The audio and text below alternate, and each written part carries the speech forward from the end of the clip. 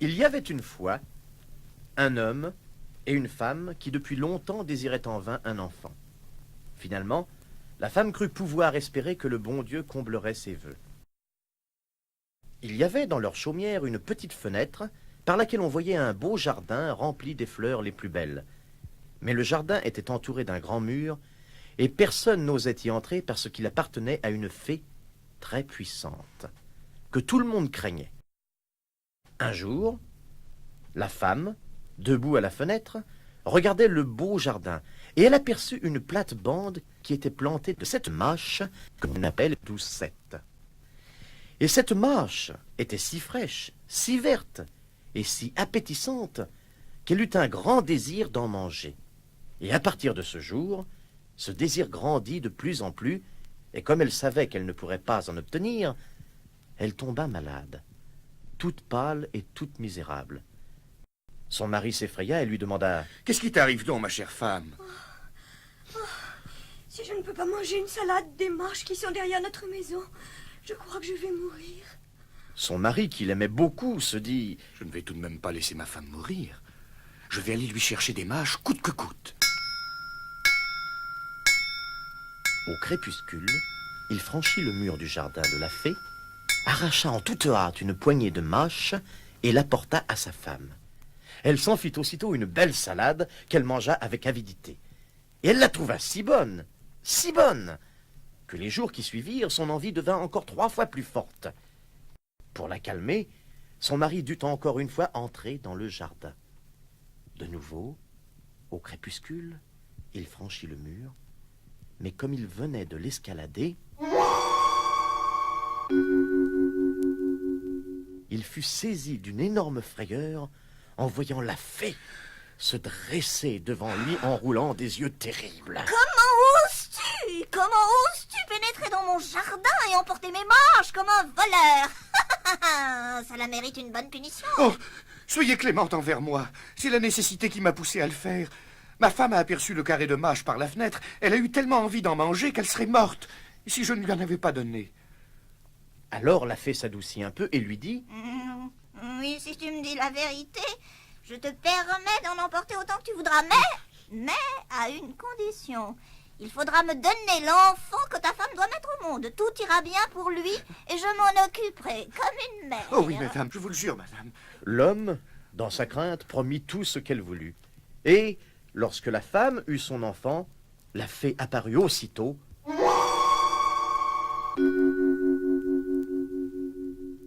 et donna au bébé le nom de Doucette. Puis elle l'emporta.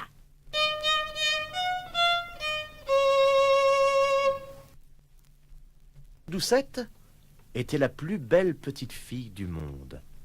Lorsqu'elle eut 12 ans, la fée l'enferma dans une tour qui se dressait dans une forêt profonde et qui n'avait ni escalier, ni porte. Il y avait juste une petite fenêtre tout en haut. Lorsque la fée voulait entrer, elle appelait devant la tour « Doucette, Doucette, mets tes cheveux à la fenêtre !» Doucette avait de beaux cheveux très longs, fins comme du fil d'or. Quand elle entendait la voix de la fée, vite, elle déroulait ses belles nattes, les faisait passer par-dessus le crochet de la fenêtre, et elle tombait 20 tonnes plus bas jusqu'au sol. Et c'est par là que la fée montait à la tour.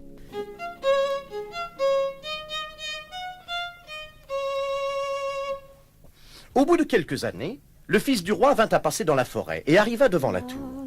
Il entendit alors une si jolie chanson qu'il s'arrêta et prêta l'oreille. C'était Doucette qui, pour faire passer le temps dans sa solitude, faisait résonner sa jolie voix. Le fils du roi voulut monter jusqu'à elle et chercha une porte, mais la tour n'en avait pas. Il remonta sur son cheval et rentra chez lui. Mais la jolie chanson l'avait tellement troublé qu'il revint désormais l'écouter quotidiennement dans la forêt. Un jour, qu'il se tenait debout derrière un arbre, il vit arriver une fée et l'entendit appeler. « Doucette, Doucette, mets tes cheveux à la fenêtre !» Alors, Doucette déroula ses beaux cheveux d'or. Et la vieille fée monta jusqu'à elle.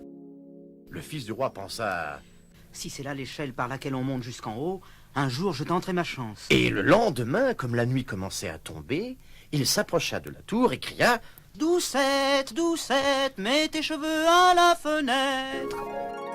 Sitôt que les beaux cheveux de Doucette touchèrent le sol, le fils du roi s'élança jusqu'en haut de la tour. Doucette eut d'abord très peur de voir un homme pénétrer dans la tour, car ses yeux n'en avaient encore jamais vu. Mais le fils du roi se mit à causer avec elle très amicalement et lui raconta que son cœur avait été si ému par la chanson qu'elle chantait qu'il ne le laissait plus en repos et qu'il s'était senti obligé de la voir en chair et en os. Alors, Doucette oublia sa crainte. Et lorsqu'il lui demanda si elle voulait le prendre pour mari, elle vit qu'il était jeune et beau et se dit « Celui-ci m'aimera plus que cette vieille fée. » Aussi, elle lui répondit « oui » et mit sa main dans celle du fils du roi. Elle lui dit alors « Je veux bien partir avec toi, cher mari, mais je ne sais comment descendre. Chaque fois que tu reviendras, apporte-moi un écheveau de soie avec lequel je tresserai une échelle. Lorsque l'échelle sera terminée, je descendrai et tu m'emporteras sur ton cheval. » Ils convinrent que le fils du roi viendrait tous les soirs, puisque dans la journée la vieille fée était là. Celle-ci ne s'aperçut tout d'abord de rien. Mais un jour, Doucette se mit à lui dire « Dites-moi, Madame Gothel, comment se fait-il que vous soyez plus lourde que le jeune fils du roi qui monte jusqu'à moi en un instant ?» Ah, malheureux enfant, qu'est-ce que j'entends là? Je croyais t'avoir préservé du monde et pourtant, tu m'as trahi. Dans sa colère, elle saisit les beaux cheveux de Doucette, les entortilla 2 ou 3 fois autour de sa main gauche, saisit une paire de ciseaux de la main droite et... elle les coupa tous. Les belles nattes tombèrent sur le parquet et la fée était si impitoyable qu'elle emmena la pauvre Doucette dans un désert où elle dut vivre dans le chagrin et dans la détresse. Mais le jour même où elle avait chassé Doucette, la fée attendit le crépuscule et attacha les nattes au crochet de la fenêtre.